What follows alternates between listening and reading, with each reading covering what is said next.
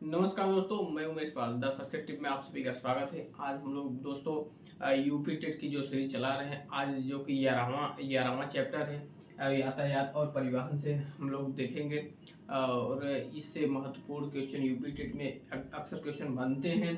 तो यातायात एवं संचार और परिवहन से हम लोग देखेंगे परिवहन कितने प्रकार के होते हैं और कौन कौन से परिवहन होते हैं। तो आइए बिना देर के शुरू करते हैं दोस्तों। तो दोस्तों देखेंगे यहाँ से यूपी टेट में अक्सर क्वेश्चन बनते हैं।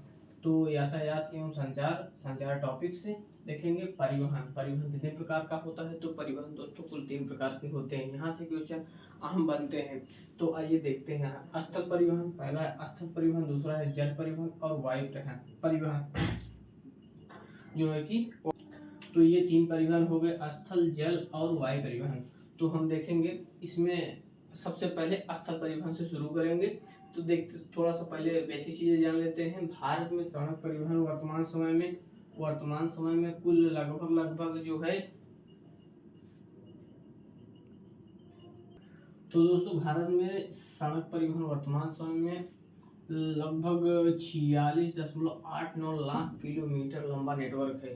भारत में सड़क का जो नेटवर्क है 46.89 लाख किलोमीटर का है। भारत ये विश्व में दूसरे स्थान पर है। पहले में है अमेरिका, पहले में है यूएसए, अमेरिका है, इसके बाद में चाइना है, सड़क में। ठीक है, दूसरे नंबर पर भारत आता है। तो यह विश्व का दूसरा सबसे बड़ा नेटवर्क है।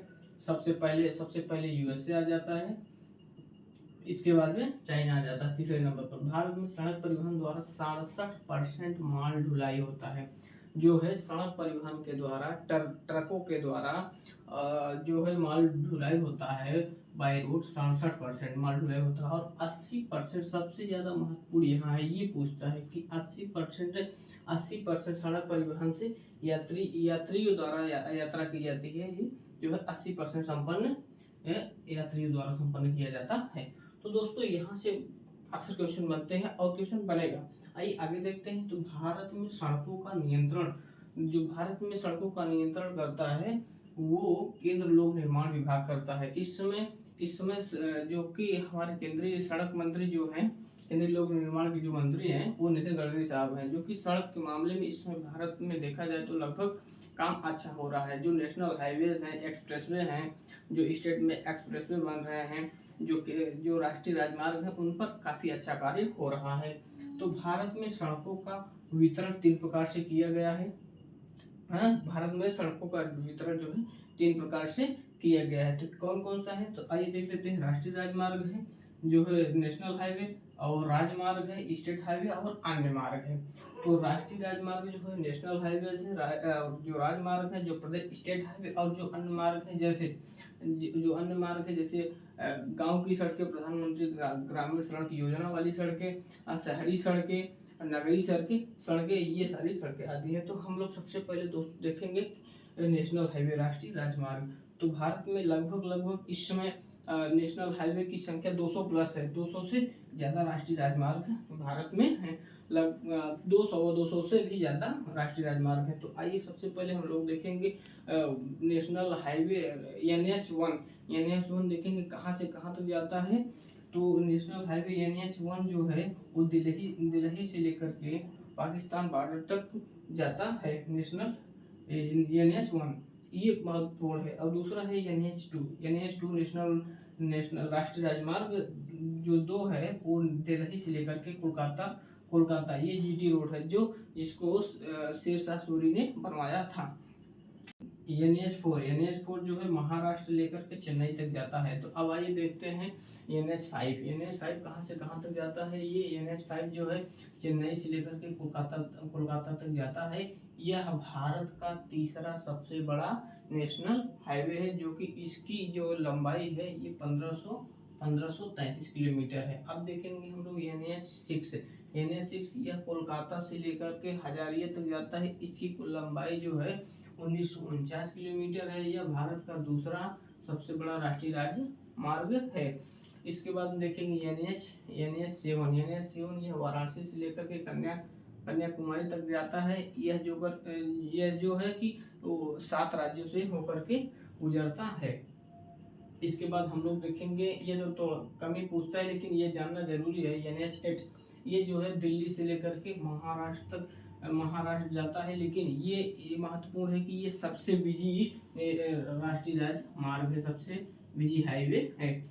अब देखेंगे दोस्तों कि सबसे छोटा हाईवे कौन सा है, तो सबसे छोटा हाईवे जो है NH47A है। NH47A भारत का सबसे छोटा राष्ट्रीय राजमार्ग है, जो कि 6 किलोमीटर का है, 6 किलोमीटर का है। अब देखेंगे हम सड़क को सुधारने के लिए योजनाएं कुछ चलाई गई हैं केंद्र सरकार के द्वारा, तो वो योजनाएं कौन कौन सी है आइए समझ लेते हैं। ये एक स्वर्णिम चतुर्भुज योजना है और दूसरा प्रधानमंत्री ग्रामीण सड़क योजना है। स्वर्णिम चतुर्भुज योजना का मतलब है जैसे दिल्ली से लेकर के महाराष्ट्र, महाराष्ट्र से लेकर के चेन्नई, चेन्नई से कोलकाता, कोलकाता से फिर दिल्ली, चारों तरफ से चारों महानगरों को, शहरों को जोड़ने के लिए ये स्वर्णिम चतुर्भुज योजना केंद्र सरकार के द्वारा चलाई गई। और प्रधानमंत्री ग्रामीण सड़क योजना इसलिए चलाई गई कि जैसे ग्रामीण में गांव तक की सड़कों को अच्छी तरीके से बनाया जाए, ग्रामीण लोगों का जीवन यापन करने में कठिनाइयों से दूर उनको सहायता मिल सके, उनको निजात मिल सके,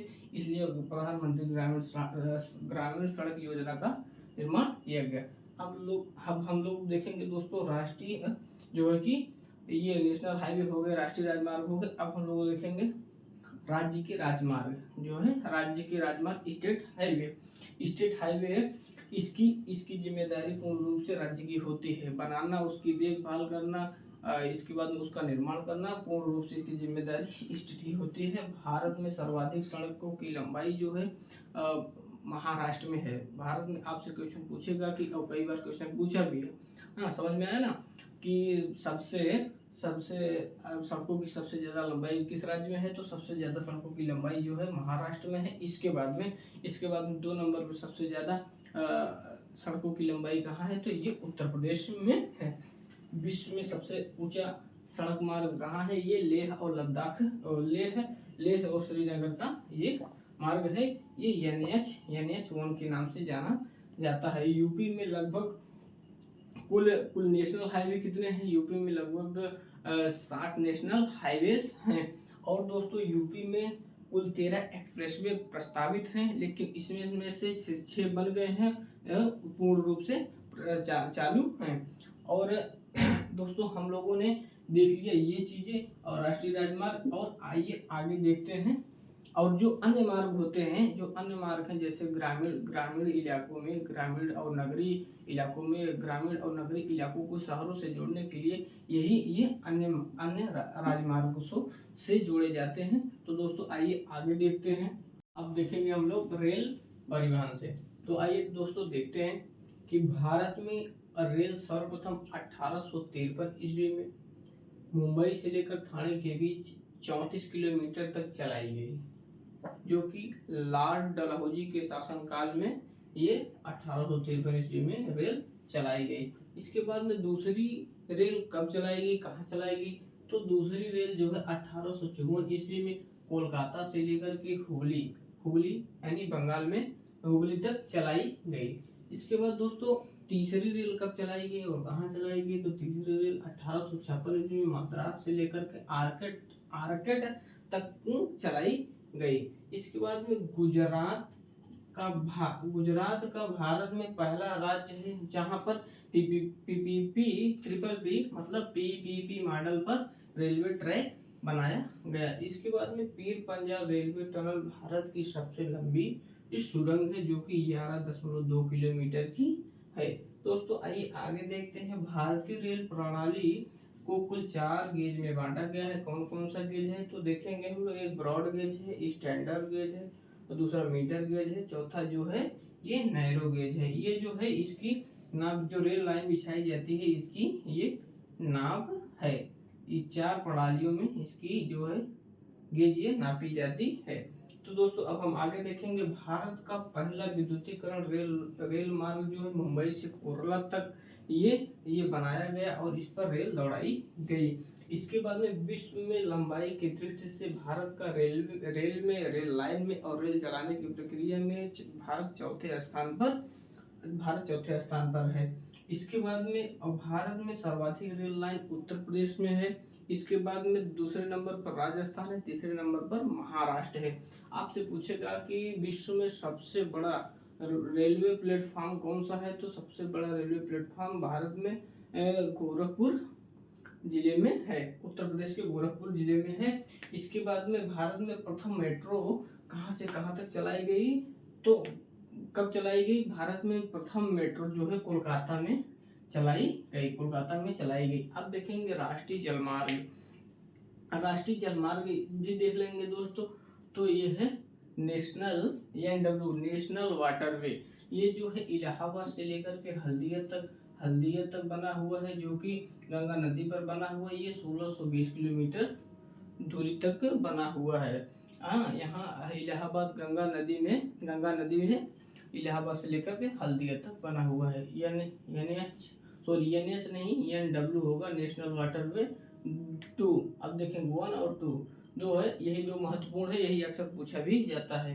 ये सरदिया से लेकर घुबरी पट्टी तक जाती है। इसकी कुल लंबाई 1891 किलोमीटर तक है। अब हम लोग दोस्तों देखेंगे मैप के थ्रू कुछ महत्वपूर्ण बंदरगाह हैं, तो आइए समझते हैं। जो कि ये नक्शा बना हुआ है भारत का मैप, आधा ही मैप बनाया है, जो कि जो महत्वपूर्ण है इसलिए हमने आधा ही मैप बनाया है। ये जो है भारत का पश्चिमी तट है, पश्चिमी तट में ये मालाबार तट है। इसके बाद में इधर पूर्वी तट में ये कोरोमंडल तट है। तो आइए देखते हैं अब बंदरगाह। ये है गुजरात का तट, गुजरात के तट में, गुजरात में जो है ये कांडला बंदरगाह है, कांडला बंदरगाह। इसके बाद महाराष्ट्र में मुंबई बंदरगाह। इसके बाद नान्हा शेवा बंदरगाह, ये मुंबई में 2 बंदरगाह है। इसके बाद ये गोवा में है, जो मर्मोगोवा बंदरगाह। इसके बाद में ये कोंकण तट के नाम से भी जाना जाता है। इसके बाद में कर्नाटक में देखेंगे यहाँ न्यू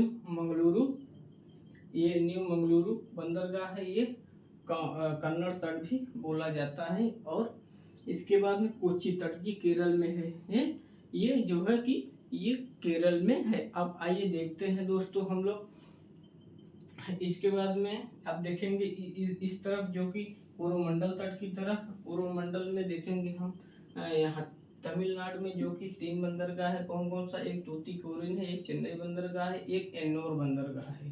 कौन सा है, एक एन्नोर बंदरगाह है। इसके बाद में आंध्र प्रदेश में है विशाखापट्टनम बंदरगाह, यह सबसे गहरा बंदरगाह और प्राकृतिक बंदरगाह है। इसके बाद में उड़ीसा में देखेंगे एक पारादीप बंदरगाह है। इसके बाद में और एक पश्चिम बंगाल कोलकाता में कोलकाता बंदरगाह नाम से जाना जाता है। तो दोस्तों हम लोगों ने देख लिया रेल परिवहन, इसके बाद में राष्ट्रीय जल मार्ग भी देख लिया। तो यूपी टेट में यहाँ से अक्सर क्वेश्चन बनाए जाते हैं, 1-2 क्वेश्चन जरूर पूछा जाता है। तो दोस्तों आप लोगों से आशा है कि आप लोग इसको अच्छी तरीके से 1 बार 2 बार पढ़ लेंगे, तो सारी चीज़ें आपको कंठस्थ हो जाएंगी, याद हो जाएंगी। तो दोस्तों अब हम मिलेंगे अगले वीडियो में। धन्यवाद, मिलते हैं अगले वीडियो में।